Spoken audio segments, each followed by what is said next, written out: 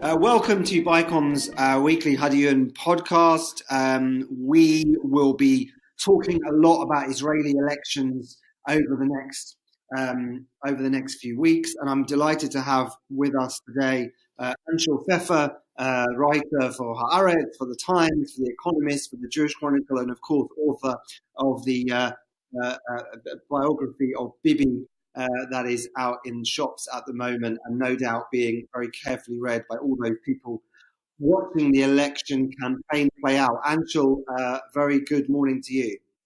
So really, we've seen this week a lot of talk on the Israeli political scene about mergers and splits, and some real drama where we saw Avi Gabay, who's tanking in the polls, did this spectacular humiliation on live TV where he announced that the Zionist Union was no more and bound Tzipi Livni into the fact that she would be running with Hatnua on her own. We've seen already sort of last week Jewish Home and the New Right splitting, Naftali Bennett and Ayelet Shaked setting up on their own to form a slightly new party. And we've got stories this morning about maybe Shas worried that they're not going to meet the electoral threshold of 3.25% of the vote to actually get into the Knesset, that they may even be merging with Degel Torah and Agudah Yisrael that make up a United Torah Judaism. I mean, I really wanted to ask you, what do you make of all these talks about splits and mergers? Is this all like a shadow game? Will these blocks just reform as we get closer to the election? If you could give us like your sense of what's actually going to happen. So basically what we're seeing now are the four stages of an Israeli election campaign. We're still in the first stage where the various parties are coming into being. So some of the parties are non-existent.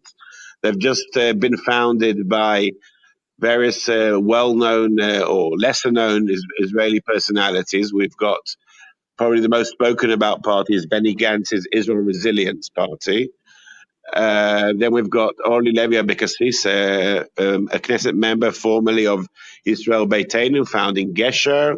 Another figure who's perhaps less well known to non-Israeli listeners is Eldad Yaniv, a professional protester, former master of the dark arts of campaign strategy, who set up his Eretz Chadasha party, and perhaps other smaller, less well-known parties which are coming into being. Another type of new party is the parties which are created from the splits. We have Zionist Union, which ran in the last election under Yitzhak Herzog, Labour leader, which on Tuesday suddenly was closed down unceremoniously when Avi Gabay suddenly announced that he was ending the partnership between Labour and Tzipi Livni's Hatnua. So now we have, instead of Zionist Union running together, we have two parties. We have Labour, the old venerable party that once founded Israel, and we have Tzipi Livni's Hatnua, which ran only once on its own in 2013 and may run again now independently. And on Saturday night, we had the surprise announcement by Naftali Bennett and Ayelet Shaked that they were leaving Jewish Home and setting up their own The New Right with them and another of the Jewish Home Knesset members. And so now we have two parties in which on the right, which are going to be competing individually. The Jewish Home has to decide who its new leader is going to be and how are they going to run. Are they going to add on new right-wing parties to somehow bolster their presence?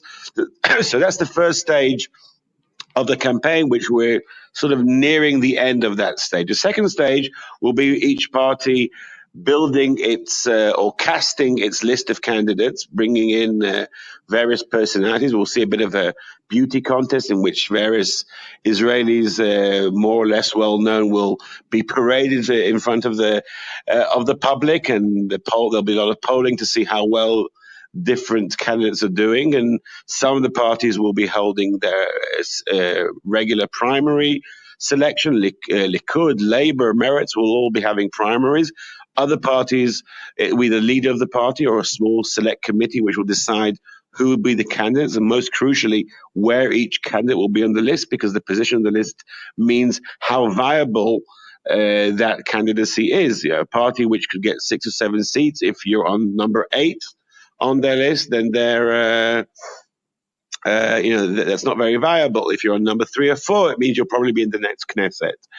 And some parties, it will be the rabbis who decide which candidates will be on the list and where they'll be positioned. So that's the second stage, which will probably finish around towards the end of February, when the lists will have to be handed in to the Central Election Commission. And there's a third stage which will take place just before the cutoff date with the Electoral Commission, and that's the merger stage. And we'll probably see some of these parties which are not so sure that they're going to pass the electoral threshold of 3.25%, or parties which could pass the electoral threshold but will think that perhaps they can do better linked up with another party. The sum will be more than the parts, deciding at the last moment to merge their lists, and they'll have to find ways of deciding who will be where from either party on the list before the cutoff date and the final stage of the election, when everyone knows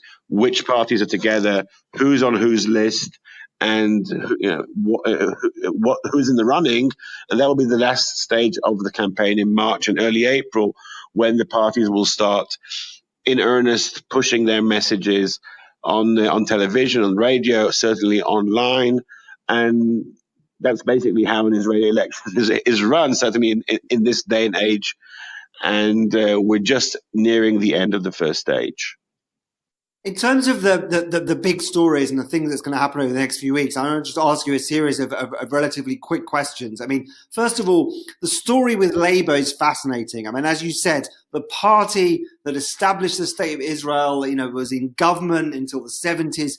This could be the election where that party, great party of governing Israel, could basically be completely eclipsed and could be, maybe polling at maybe 6 or 7 seats. I mean, that could realistically happen. Could you see any other scenario? Well, right now we have 3 or 4 parties of similar size. We've got Labour, we've got Yesh Atid head by Yair Lapid, we've got, and now we have the Ganz party, and all of them are polling in the region of 8 to 9 to 12, 13. So they're all competing for a pretty similar group of voters, and you can add on slightly smaller parties in the polls, Kulanu of Moshe Kachlon and Gesher of Orly Levy. So we have about 5 parties, and now Tzipi Livni perhaps running on her own. So we have 6 parties all running for this centrist pot of votes, a bit of right of centre, a bit of left of centre. At least a third of all the votes are in this pot. And right now it seems that Labour's not doing very well in the polls. They're down to single digits, somewhere around 8 seats. And if that's what Labour gets, then certainly Avi Gabay won't be able to remain leader after the election. And there'll be a big question mark over Labour's future. But I do see a scenario in which the best campaign will be run by Labour, and people will think, actually, Ganz is too much of an unknown. Yair Lapid is, he's run already 2 elections. He hasn't really got much to show for the 2 terms he spent in the Knesset. One short term one of those a rather short term as finance minister.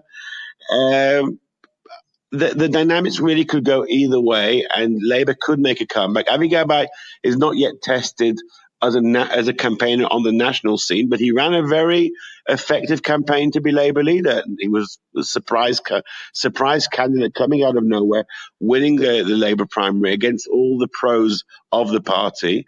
So he could still surprise us, but you're right that right now the scenario doesn't look very optimistic from his point of view. I think that he made a very interesting decision in ditching Livni, which basically he's playing for broke. He wants to run this election on his own accord. If he does well, it'll all be down to him. And right now he can only do better than what he's doing in the polls. Yeah. A quick question about Shas as well. I mean, a party that's been able to appeal beyond an ultra-Orthodox constituency to the wider kind of Sephardi, more working class community. That appeal perhaps has waned over the years. Those votes have gone elsewhere.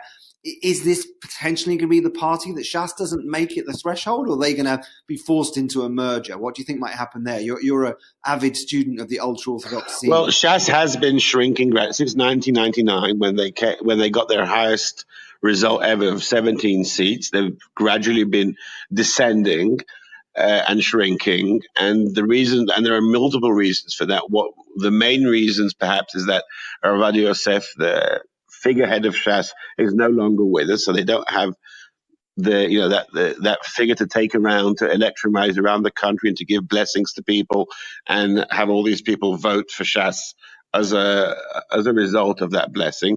And they don't have Rabbi Yitzchak Kaduri, the old Kabbalist, anymore to do that. They only have Aryeh Deri, and Aryeh Deri was once a very popular figure amongst that constituency, but his popularity has waned over the years. He's become tarnished by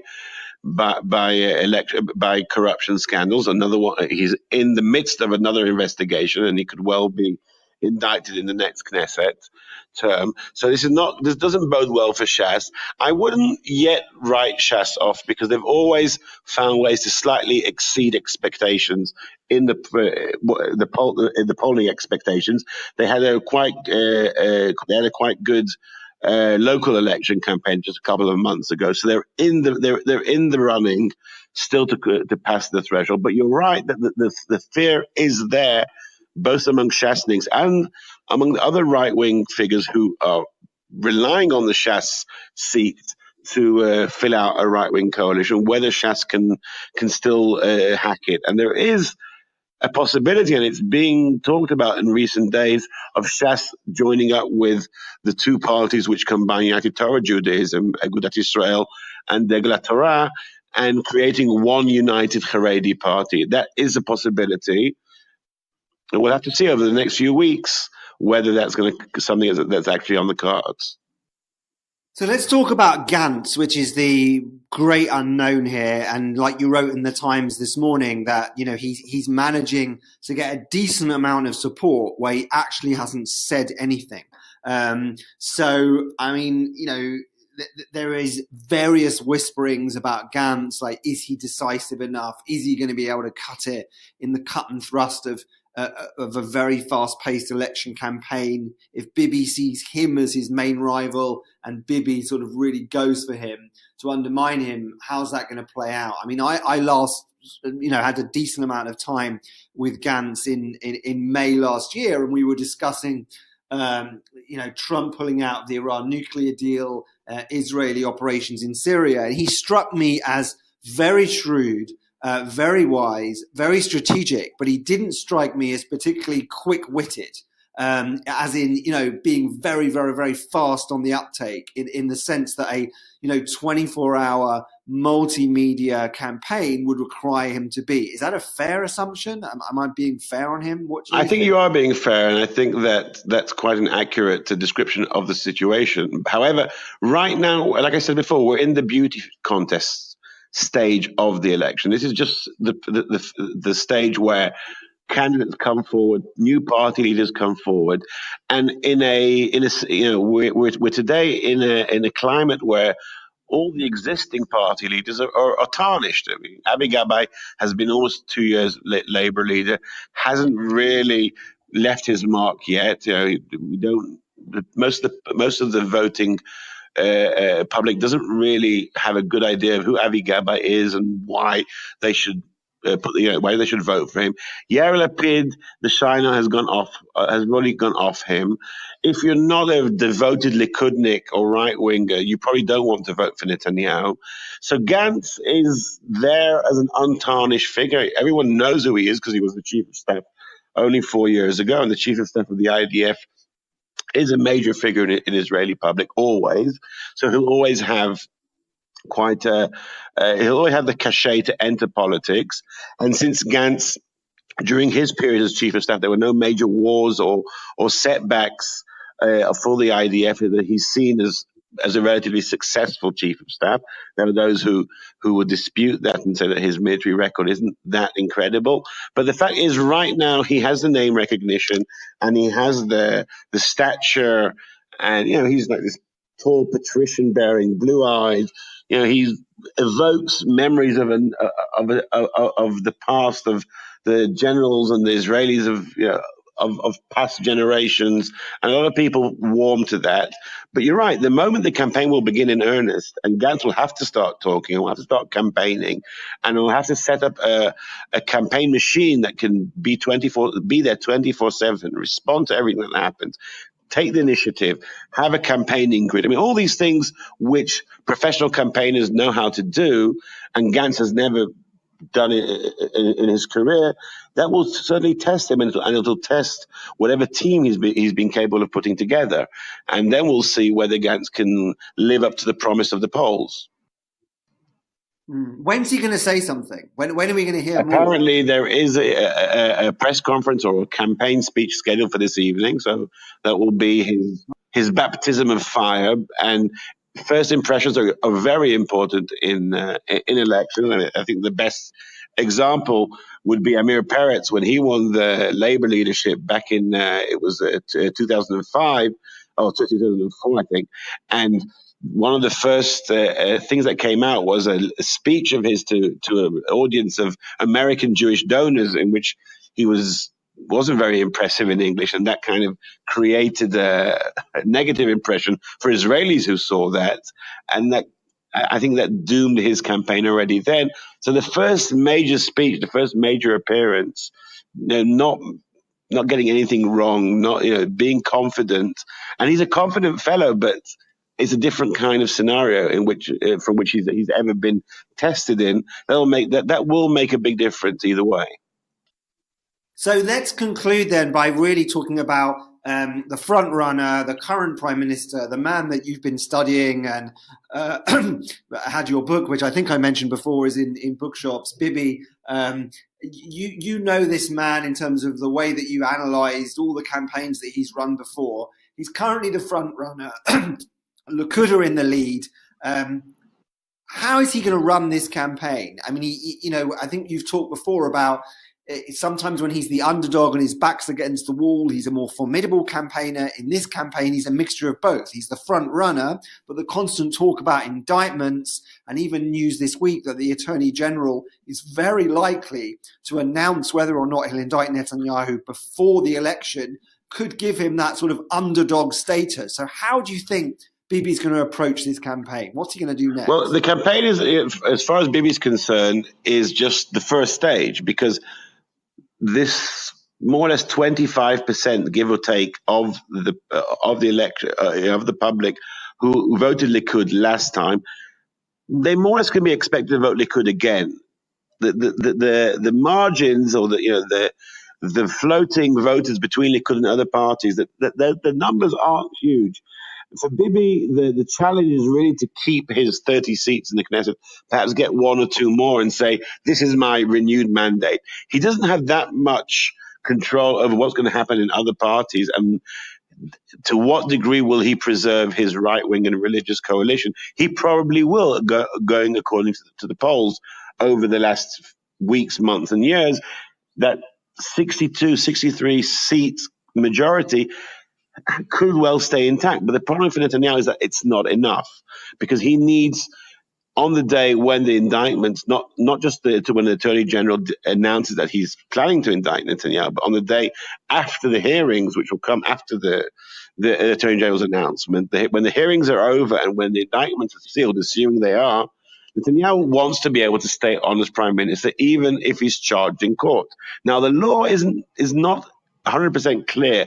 It does indicate that he can stay on, but it's never been tested in the High Court, and it's certainly never been tested politically. We've never had a majority of the Knesset saying we are happy to continue serving under a prime minister who is under indictment. And that's what Bibi needs now. Bibi needs enough MKs in the next Knesset to agree to do that. And it will certainly be something he will try and bring up in the coalition talks after the election. So for Netanyahu, the real battle is not April 9, the election day. It's not even the coalition talks to set up a government. It's the behind the scenes of the coalition talks, in which he'll try and get the parties other than Likud to agree to standing by him after he's finally indicted. So that's where the real challenge comes in. So you don't see if there's an announcement by the Attorney General, it's sometime probably between February, March, it starts to get too late. Sometime between February and March, the Attorney General says, pending a hearing, I believe that he should be indicted for bribery and breach of trust. You don't see that denting his core Likud support. Will it then dent the willingness of other party leaders to form a coalition with him? Will we see any other party leaders say, I will not serve in his coalition now? Well, here's what we can't foresee. We can't see really how it will affect the election campaign. Will Netanyahu be the main subject of the election campaign, and will other parties in the running party leaders especially be forced to say in public, we will or won't sit with Prime Minister under indictment? And we already have Moshe Kachlon, leader of Kulanu, Yair Lapid of Yesh Atid, saying we won't sit with the Prime Minister under indictment. They're not saying we won't sit with Bibi, but they're saying if it will come to pass that the Prime Minister will be indicted, then we won't sit with him. And that's a big problem for Bibi, because winning the election is one thing. He's a winner. He's won most of the election campaigns he's run. This could well be his fifth victory. However, winning the election and then being forced to resign after a few months is a hollow victory. And I think that will be a major theme of the last few weeks of the election. Will it dent his appeal to Likudniks? I don't think so. But it could already spell the end of his rule if a large number of parties in the running and the parties who will eventually form the new Knesset will have already ruled out sitting with him in the same coalition. And it may also mean that when they come to the coalition talks, they'll say, we don't really see the need to form a coalition with Netanyahu if he's only a short-term prime minister, and that'll also be a negotiating, to be a bargaining counter for them. They could say, well, what are you prepared to give us for any kind of guarantees that we'll carry on sitting with you? So this will certainly cast a pall both over the last few weeks of the election, assuming Mandelblit does make his announcement, which is we're starting to hear from the Justice Ministry that he is planning to make an announcement before the election, and certainly after the election during the coalition talks, which, as we all know, are the fifth stage of an election campaign. After we have the results, and that's the most important stage of any Israeli election. What happens on the day after. Final question. Could we see a scenario where the Attorney General recommends an indictment and that there are maneuverings within the Likud before the election date that he should no longer be the leader? And if that is very unlikely, could we then see after the election, as the potential coalition parties start to say they wouldn't want to serve with him because he's potentially going to be indicted, could we then see maneuverings within the Likud to try and replace him as leader? Are either of those scenarios possible, or is that just out of the question? They're possible, but they're extremely unlikely for two reasons. One, Likud is unlike Labour Party here. Likud is a party which has always stood by its leader. No Likud leader has ever been deposed by the party. Timing of a Likud leader's departure has always been resignation. It's never been, if you want to go as far back as Jabotinsky, then death. But Begin, Shamir, Netanyahu, Sharon have all resigned at different points on their own on their own accord. It's never been the party kicking out the leader. And I don't see that happening now as well.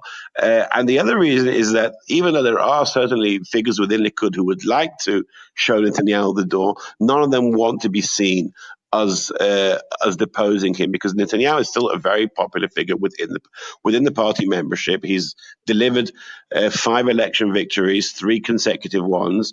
They all see him as an election winner, and none of the potential challengers, Gideon Sa'ar, Israel Katz, Gilad Erdan perhaps, want to be seen as having wielded the knife. And the person who wields the knife usually doesn't sit on the throne. So they're all waiting for Netanyahu to either resign or be forced to resign by legal issues, rather than leading a rebellion against him. So it's possible. I think it's very unlikely that we'll see a move within Likud to remove Bibi. He'll have to he'll have to resign himself at some point. Right. Okay, that's very clear. Anshel, thank you so much for your time today. That's been a really, really fascinating journey through all the possible scenarios, and no doubt we'll speak again. Thank you very much. James. Bye.